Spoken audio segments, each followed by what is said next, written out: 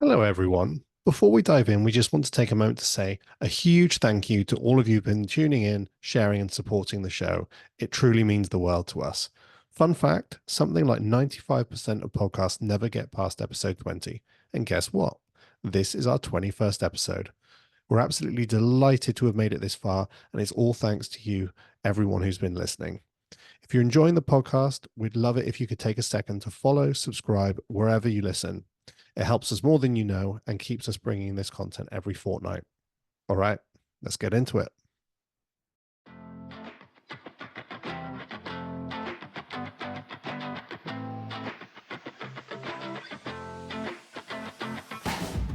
Hello, and welcome back to the Private Client Podcast. My name's Charlie Chami. I'm an independent financial advisor and director at Glams IFA and co-founder of the Private Client Network. We're a networking group for private client professionals trying to close the gap between our various professions so we can improve the service to our clients and grow our respective businesses. Today, I'm delighted to be speaking to Sabita Ravi, Philanthropy Manager at the Quartet Community Foundation. Sabita, thank you so much for joining us. Thank you for having me. I was looking through, before we got on the call, I was looking through your LinkedIn profile, and I saw that you went from university in Delhi to Warwick, and I had to ask, what was the weather transition like coming from sunny Delhi to the UK? It was a shock. I was completely unprepared. I hadn't ever been to England before. Oh, wow, and really? only left the country once before that to go abroad. So it was definitely stepping into the big bad world. The weather was nothing I'd ever prepared for, to be honest. And I saw my first snow in Oh, Warwick, wow. actually, within 3 months. Yeah, I suppose you arrive in September, and then it's not the best time of year to arrive because you go to university and you arrive September, and then it very quickly goes into a long, Yeah. dark winter. So that probably Yeah. didn't make it. Yeah. And I think it becomes quite lonely as well because everyone I knew then returned home over Christmas. And so it's Yeah, only really the international students who either can't afford to go back or, for whatever reason, can't return back home. And I was one of them. And I got so desperate that I went, even though that wasn't my original wow. intention. I just was desperately homesick. It's pretty And normal. I moved think on. most people do at some point at university. It's not uncommon. But no, well done for sticking it out, and hopefully the UK is the better for it. Um, you're at the Quartet Community Foundation, it's a great organization, and community foundations in general are brilliant organizations, and I'm going to come back to it. But just could you give us a little bit of background on you? So post, you sort of undergraduate degree in Delhi, masters in the UK in Warwick, and then from there to now, what sort of story of your career, and how did you get to where you are now? Um, it's really cobbled, I suppose. I was always interested in the voluntary sector and working for charities. I felt that to be my natural home, I suppose. So when I finished my master's at Warwick, I did an internship at a creative arts charity in London because that's where everybody goes to the big smoke after they've Of course. finished. Um, and that internship converted into a job, and then I stayed there for 8 years because I was really enjoying the impact of the work that I was doing. So it was working with vulnerable people across London and the Southeast, but through the arts. And so we would work with older people with dementia in care home settings, but through music and storytelling. I listened to a lot of Louis Armstrong and Nina Simone in that time. Yeah. We worked with young fathers in prisons, writing stories and making illustrations for children, for their children. Did a lot of work with young carers. So really got to see the vulnerable people, I suppose, that are not mainstream in any way, but for whom the gift of charity, I suppose, or the gift that brings is really vital in creating connection, in reducing isolation, in having transferable skills that they can use in other parts of their lives.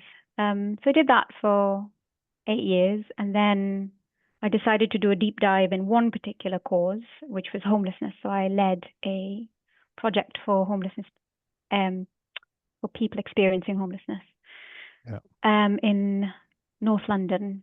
And that was, I felt like I knew quite a lot about how difficult life can be, just, from visiting lots of different organizations and working alongside them. But I saw, I think my experience was,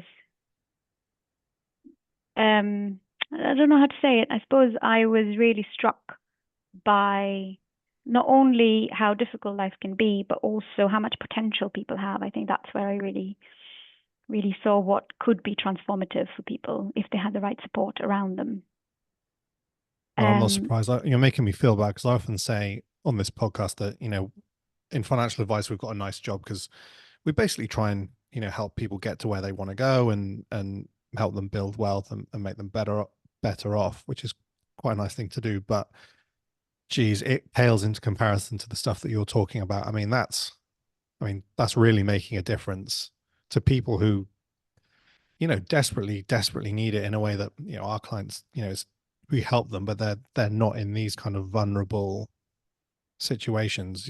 It must be incredibly rewarding. It was incredibly rewarding. It was hard work. But you could see how you could make someone's life better in a very direct way. But it also takes a lot of resilience, I think, to do that kind of work, which I'm sorry to say I didn't have. So I did it for a while, and I found it emotionally exhausting. So I kind of decided to change track. And then I just accidentally fell into helping someone who wanted to work within homelessness but didn't know where to start. So I used kind of my experience to guide their giving, really, which was my kind of first foray into philanthropy without recognizing it to be so. And then I helped them set up a charity in India. And then I moved to Bristol. And so when I think in that journey, I'd kind of realized that this was a space that was really interesting. And if I could, I'd like to do more with it. And so Quartet was the perfect home for it, really. Was it a shock? So, I mean, being from India, India's obviously got huge amounts of wealth, but it's also got lots of poverty as well. Moving to the UK, in theory, a rich nation, was it surprising in any way seeing problems of homelessness or problems of basically marginalized people who really do not have much? Was that sort of surprising in any way? It wasn't what I was expecting at all. I think my perhaps naive understanding was that everything was wonderful in the UK, in the West largely, not just the UK. Sure. There's that assumption, I suppose, because you're so close to the bone to people who live on the breadline, really, in places like India, that everything that's not it feels vastly better. But I think coming to London and doing the work that I did really exposed the underbelly in some ways of what life can really be like for some people, and that you may not find them in the mainstream. Yeah, exactly. But I think that's when I realized that there's more to be done, and there's a lot more investment, I suppose, and support that's needed to help people who, for whatever reason, have fallen through the cracks, as you say. Yeah, I think it's even more extreme in the US. I think their system, which produces a lot of success and a lot of wealth, but there's a brutal underside to the story in America. And we have it here, I think, but I think slightly to a lesser degree. I think we've got a little bit more of a support network. And maybe it's a European sort of have a few more social systems to catch people, but then people do fall through and people do experience homelessness, and it's a real challenge. So what happened? So you moved, so that was in London, you moved to Bristol, and what sort of brought you out of London and towards the southwest? Oh, I moved to Bristol for love. Ah, that's the best reason. So I was with my then boyfriend, now husband, and he was in Bristol, and just decided that that was the right move. So I came to Bristol not knowing anyone really, and only having visited Bristol very briefly Yeah. on weekend trips. It's quite a different city. It's very different. It's a different experience to London. It's much easier to, it's not as big, doesn't have quite, it doesn't compete in some areas, but in other areas it's much more livable. It's easier to get around the city in certain regards. It's easier to get out of the city if you want to. It's while still offering a lot of career opportunities, I think. Absolutely. And I was really struck by how small Bristol was actually when I first moved, because I was used to big megapolis kind of Well, Delhi and cities through London are Delhi and colossal. London. Exactly. And so when I moved to Bristol, I would bump into neighbors on the street, and that would really freak me out because that would never happen in London or Delhi. And Yeah. I just thought, oh, I moved somewhere very provincial in some ways. But Bristol has got a really unique vibe. You know, everyone who lives here tends to love it. It's, as you say, you can get around really easily. It's got, you know, great green credentials, which I'm a real advocate of. And it's got a sense of innovation about it that I really like. Yeah. There's always something bubbling under the surface. Someone's obviously always trying to do something more amazing. And so it's really nice to feel part of that in a small Oh, that's way. good. Yeah, it's good. And I also feel you can get a handle on Bristol in a way. It's very difficult to get a handle on the whole of London. It's just too big. Um, I don't know, access to whether it's politicians or people in positions of influence is far, Mm. far easier, I think, in Bristol than it is in London, just for size related reasons. Yeah. So did you move? So when you moved, were you still doing, you said you sort of burnt out a little bit with on the homelessness side of things. So Mm. what were you doing after you moved to Bristol and sort of just prior to joining Quartet? So the move to Bristol and joining Quartet happened actually quite rapidly. So there wasn't that much kind of fallow time in some ways, Okay. but I was supporting this philanthropist from Bristol. He was London based, but I was supporting him here because a lot of the work that he wanted to do was in India. Um, so that kind of worked out really well. Okay. So I'm really keen. Quartet is a great organization, and in a previous role I had, we had a charitable fund with Quartet. Um, so I got sort of an insight into to what you guys do. But for those who don't know, explain what Quartet is and community foundations generally. What do they Sure. do? Yeah. So community foundations are a global network of organizations that are trying to build resources to respond to changing community needs. The movement started in the States over 100 years ago, and it now has a global network across the world. In the UK, we have 47 community foundations, one in each county. Uh, and I think the unique thing about community foundations is that they're very much place-based. So Quartet, for example, our patch is Bristol, Bath and North East Somerset, North Somerset, and South Gloucestershire. And so we're really hyper focused on those areas. And we work quite a lot with sister community foundations in Somerset, in Devon, in Gloucestershire, who primarily focus on those areas. So I think that's a huge benefit. The other really strong asset for community foundations is that they're building a permanent independent resource for support. So we're here for the long term. We're in a marathon, not a sprint, as my colleague likes to tell me.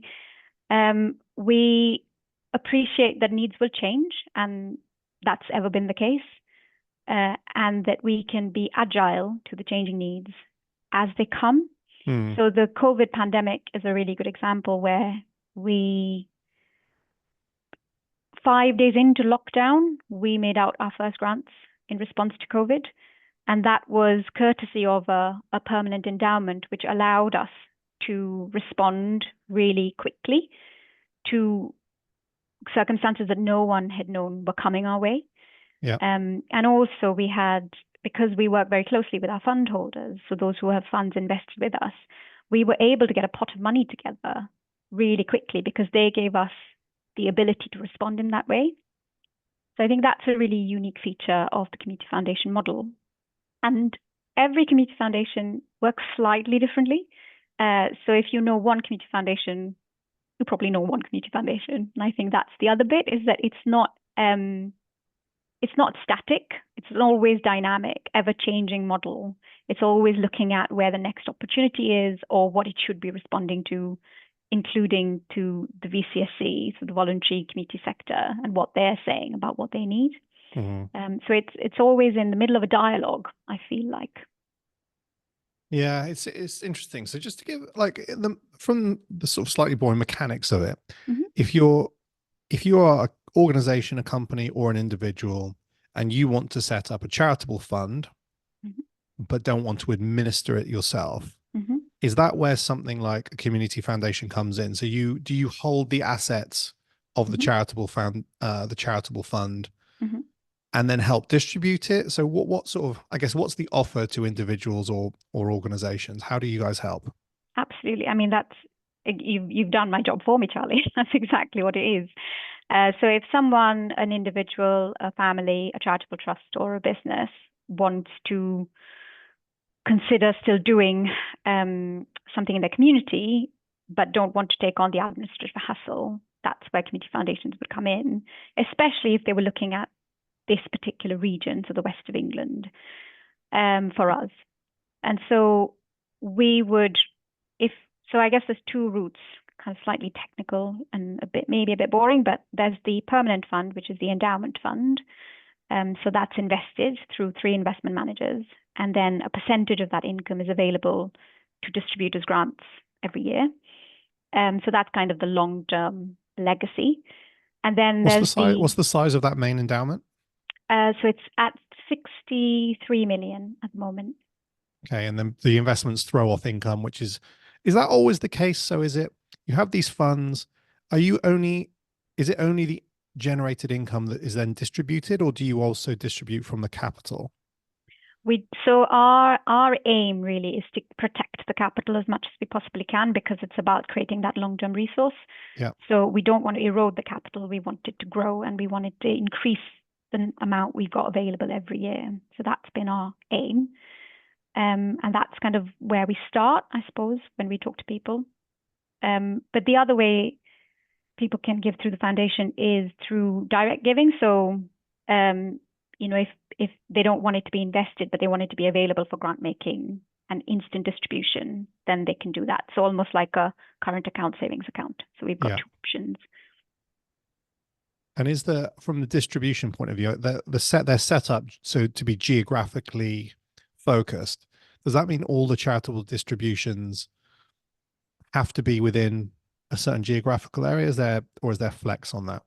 There is flex on that. So because our primary focus is the west of England, that's where most of our grants go.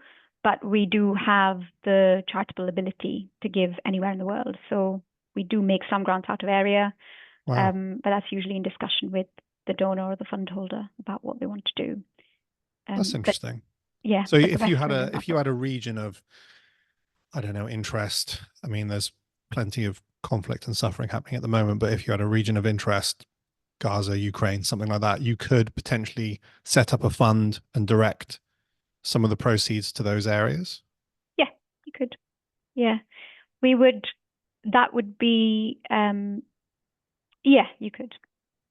It's really, that's something I didn't know, and I've had experience with you guys. I didn't realize that you could do that, but that's really interesting, because that gives potential donors, particularly ones that want to, because I guess you have people who just donate to pre-existing funds, and then people who want to set up funds themselves. Yeah. So I suppose from the people wanting to set up a charitable fund themselves, it gives them more options, which is good. When, again, on the mechanics side of it, so you set up a fund, do you dictate at the outset how it can be distributed and spent? And can that change, or is that fixed once the fund's in place? So we don't dictate at all. It's all about the conversation, really. So when someone comes and says, I want to set up a fund, they're usually coming with some idea of what it is that they want the fund to do. There's usually a story, or there's usually a cause, or there's usually a geographic area that's close to them. Yeah. And that is our starting point with them, really. So helpful to have an example, I suppose, is we have a family who we're working with, and they came in very much with the idea that they wanted to work with women survivors of domestic violence. So it's a very niche topic. And so that's kind of where we've worked with them on the fund. So that was completely led by them in terms of cause area. But what we've done in partnership, I suppose, working alongside them, is to help them give strategically to organizations that do that work, to try and pilot a few things, because that's what they were interested in as well. And to do all of that due diligence, make sure that the organizations are sound, that they're going to use money wisely, that we build trust between both parties so it can become that kind of engaged relationship where they can feel that they're part of kind of solving some of the more entrenched issues in our communities. So that came about because they came with an idea, and then we kind of ran with it. But then we expanded the remit gradually in conversation with them, from Bristol to South Gloucestershire. So and then is it always the person who set the fund up who gets the say, or do they appoint trustees that take those decisions, or do you guys act as trustees? Yeah, so it's an interesting question, because I think it works very differently with every different fund. I think this is why the job's so interesting for me, is that the service is completely bespoke to whoever it is. So, for example, most families will have them in the controlling kind of seat, in the driving seat. They want to have that conversation about where the money's going to go, what cause it's going to support. But very often we'll have someone say, actually, I want my daughters involved, or I want the rest of my family involved in some of the decision making. Is that possible? And we absolutely love it if families do get involved, because I think that's part of our remit, is about growing philanthropy and growing an understanding of philanthropy. And what better way to do it than have a fund and have your family members involved in it, especially an endowment where you can then leave that to your generation, your successive generation, as a legacy of your work.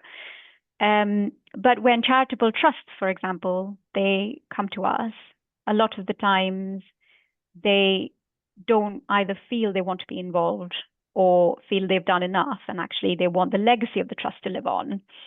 And so we will administer the trust on their behalf. So sometimes they're still involved, and we welcome that. And sometimes they don't feel they have to be, and that's absolutely fine as well. I feel very happy in saying it. That is a real offering, isn't it? I mean, to people who are interested in doing a bit more than just simply donating, but want to set something up. I mean, it's a fantastic service to have available. Moving on, like bringing it sort of more private client focused rather than administratively. What's the advantages? Why should individuals consider charitable donations or charitable giving? And is there something that you think would be useful for our audience, which are primarily private client solicitors, financial advisors, investment managers? What is it that you think we should know about charitable giving and why it might be useful for our clients? The statistic that I recently read about was from Pro Bono Economics, which said that 8% of wealth holders receive advice on charitable giving and philanthropy. But actually far more clients say they want to. So it's a gap in the market, I think. The other thing is that it's administrative free, hassle free. So people can have the joy of giving, but don't have to undertake any of the boring transactional stuff that comes with it. And the obligations, there's serious obligations to running a charitable fund, and there are responsibilities. So there is serious considerations. So to have that done is useful. Absolutely. We had one family that went to nearly all the way to setting up their charitable trust with the Charity Commission, and then looked at all of the paperwork that was involved and all of the legal compliance, and then just realized that actually there was an alternative that was available to them, and working through us would help them focus on the stuff that really mattered to them, which was the impact of their giving, and really have fun with it and enjoy it and feel really satisfied by it, rather than having to drown themselves in paperwork and due diligence and all of the other stuff, which we undertake as part of our service. So that's definitely a positive. I think for some, it's also about legacy. You know, people are really connected to their local area. Very often, there's people who've lived in Bristol or Bath for a really long time. Some people, more recently, I think, have felt really lucky in their lives. They've done well. They've worked hard. They've looked after their family, and now they want to get involved in a different way. You know, they want to find a different kind of meaning in their lives. And so charitable giving just allows that. It opens up avenues, I think, once you've reached that point. And I think for private client professionals, it's about deepening the relationship with their client, really thinking about what values they hold dear and how being part of philanthropy or philanthropic giving can really help bring those values to the fore, help with satisfaction, and help with kind of having a more meaningful relationship with clients, I think. Because I feel like, I mean, I would say this, but I feel like philanthropy is all about the good. You know, the people who give feel good, the people who receive feel good, and the people in the middle like me feel good. So there's no downside to the conversation. There's no downside to the giving as far as I can see. So I'm a huge kind of philanthropy evangelist in that way. Yeah, it's hard to argue. I think you're right on all counts. What about the tax side of it? Tax implications for individuals? So we don't provide tax advice because we're not I tax should have said advisors. that. But speaking generally, potentially, yes. So and caveating that people seek professional advice for their specific situation. Absolutely. What could you expect? It could lower your tax burden. So inheritance tax, capital gains, pensions, those are the three that it definitely can have an impact on, dependent on the value of the gift and the value of the rest of your financial portfolio. But that's I'm afraid all I know, all I can say about that. Yeah, I mean, I think it's so. And speaking generally, I think charitable donations are taken out of your estate, so they're not subject to the usual gifting rules. If you were to gift to an individual, and then the gift is treated as a potentially exempt transfer, and it needs to be 7 years before it's outside of an estate. I should have brushed up on this before the call, but charitable giving is typically just immediately outside of your estate. Or I think even if the gift is on death, so you don't have to gift it whilst alive. No. If it's gifted in your will, I also think it comes out of the calculation for inheritance tax. That's right. Yeah. So you can either gift while you live or you gift after, through a legacy in the will. They'll both help to lower the tax burden, is my understanding. Yeah. God, it really is a win-win, isn't it? Yeah. And I think there's this, with the recent changes in pension rules and inheritance tax specifically, we've certainly had a lot more people that we're working with who are considering giving more, because it helps, I suppose. And it helps them with their tax planning, and then it helps the communities because more money is invested and more money is made available to make a difference. Yeah, it's really good. Honestly, I don't give advice on a podcast, but anyone interested in giving or charity or philanthropic donations, I really would encourage everyone to think about reaching out to either you at the Quartet Community Foundation or any of the community foundations that are in the rest of the country. I presume there's equivalents in London and Manchester and Birmingham and everywhere else. Everywhere. Yeah. Wales has one for the country. Scotland has one. Northern Ireland has one, which will make the 3 countries of the UK. And then everywhere in England has Community Foundation. Cool. That's brilliant. Honestly, thank you so much for coming on. And it's really nice having a conversation with someone who's doing something that is adjacent to what we do as private client advisors, but just something a little bit different, something that I don't sort of think about day to day, but maybe should be talking about more. As you said, now that there's changes on inheritance tax and how pensions are treated. Giving is something I think should be increasingly on people's minds. It's definitely something financial advisors should be at least mentioning to their clients, even if it's not something that we can specifically recommend. I do think we have an obligation to make people aware of the options that are available. And I think it's the type of thing that people will either be interested immediately or not, but at least you're giving them the information to make a decision. Yeah. And that was, I suppose, if I had a question to private client professionals, it was about why or what holds them back from talking about charitable giving or philanthropy, I suppose, in their conversations with clients. It's a really good question, because if you go back to the way we're trained, so we sit quite an extensive series of exams, and in all of those exams, it will be mentioned the tax status of charitable giving. But I'm trying to think when we encounter it next. So you finish your exams, you're a junior, maybe paraplanner or a junior advisor, and you basically execute sort of the business model of the firm that you're at. So if you don't encounter it there, I'm trying to think where next you would encounter it. And I can't think. So, from a financial advisory point of view, we are inundated with marketing and meeting requests of firms that are looking to us to recommend their products, be it an investment platform, an insurance product, or an investment. To the extent that we do get quite bombarded with it, and we have to sort of fend it off and try and sift through the vast array of financial options that people have and distill it down into something that's useful. But I suppose for obvious reasons, I don't hear from charities ever. And I've been doing this for quite a while. And maybe that's a really poor excuse. We should be seeking it out more. But, hopefully this will go out, and maybe it will spark something with advisors.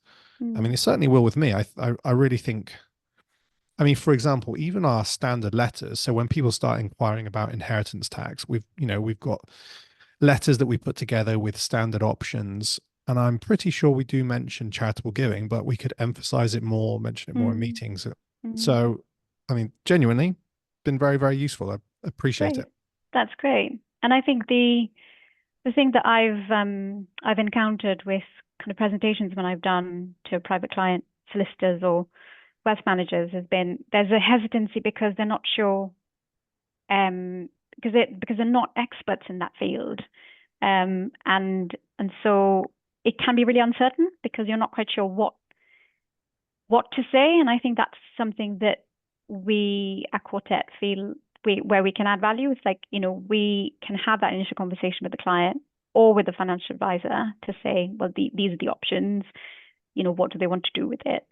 So that the burden's taken off the financial advisor about being an expert in absolutely everything. Yeah. And kind of using experts in other fields, as you would anyway with tax or law or wealth managing.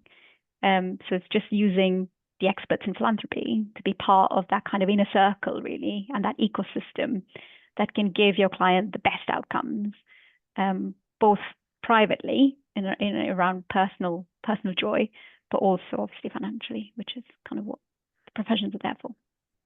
Yeah, I think that's brilliant. If people want to get in contact with you or their local community foundation, what should they be looking for, or how do they get in contact? Yeah, we've got a website, so they can call us through that.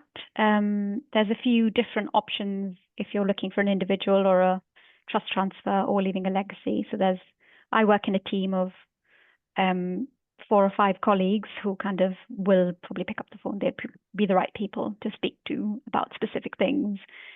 And really, it starts with that phone call. So just a chat would be the first thing, I think. Awesome. Sabita, thank you again for your time. Like I keep saying it, but no, it's been really educational. I hope other people have found it useful. For anyone listening to us for the first time, please like, subscribe, follow us on your podcast platform of choice. Yeah, thanks again for your time, and hopefully look forward to seeing you at one of our events. Great. Thank you very much. Thanks.